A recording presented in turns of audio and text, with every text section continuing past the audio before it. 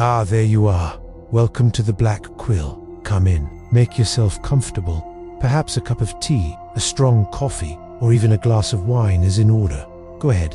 I'll wait. Once you're settled, draw your blanket a little tighter and dim the lights, because tonight we delve into the shadows where nightmares are born and whispered stories come alive. Are you ready? Good. Let us begin. Tonight's story.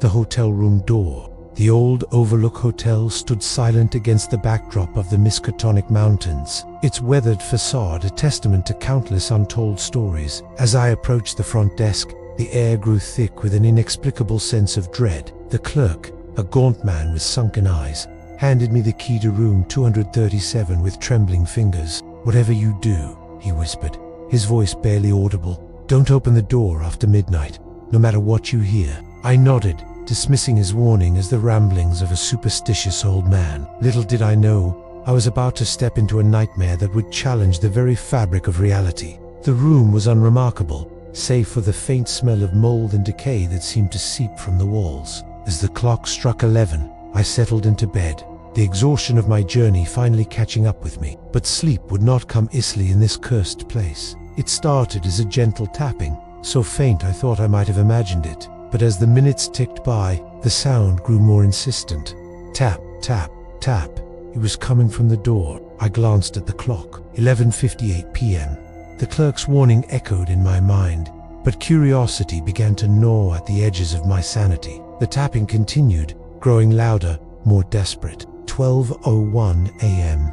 The witching hour had begun. Suddenly, the tapping ceased, replaced by something far more terrifying. Whispers, barely audible at first, began to filter through the cracks of the door.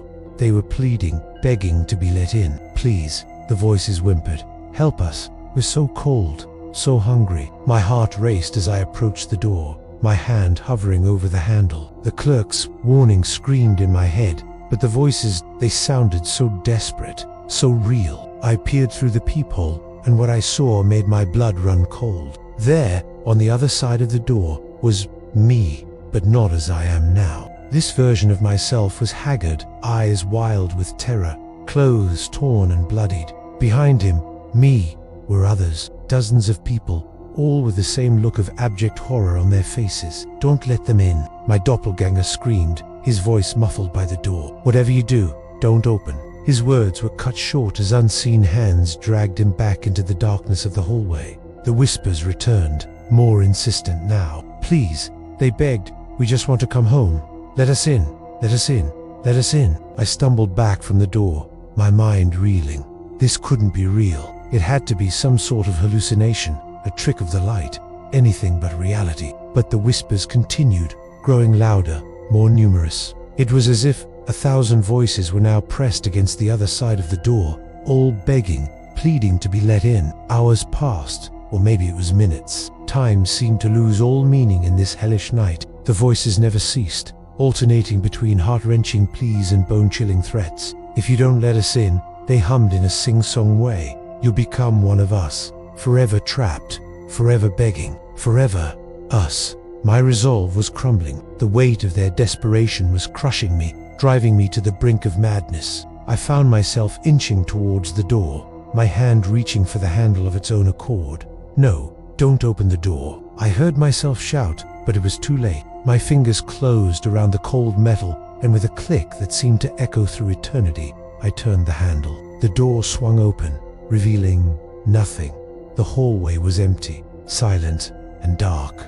For a moment, relief washed over me. It had all been in my mind, a vivid nightmare brought on by exhaustion and an overactive imagination. But then I felt it, a cold wind, carrying with it the stench of decay and despair. It rushed past me, into the room, bringing with it whispers of gratitude and triumph. "Thank you," the voices said in unison, no longer pleading but victorious. "We're home now." I turned, and to my horror, I saw them, shadowy figures, barely more than wisps of darkness, filling every corner of the room, and at their center, a mirror image of myself, grinning with malevolent glee.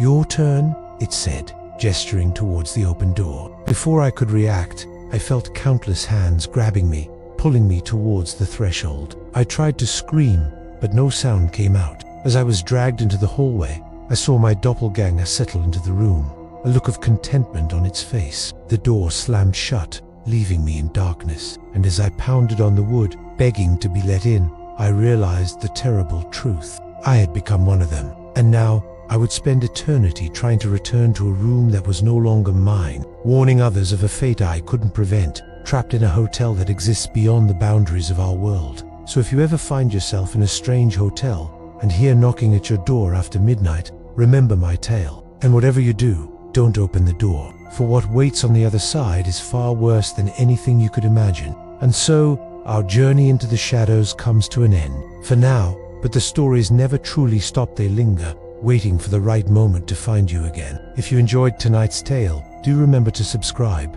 leave a comment, and share it with those who dare to tread the darker paths. Until next time, keep your lights low, your blankets tight, and your mind open to the mysteries of the unknown. This has been the Black Quill.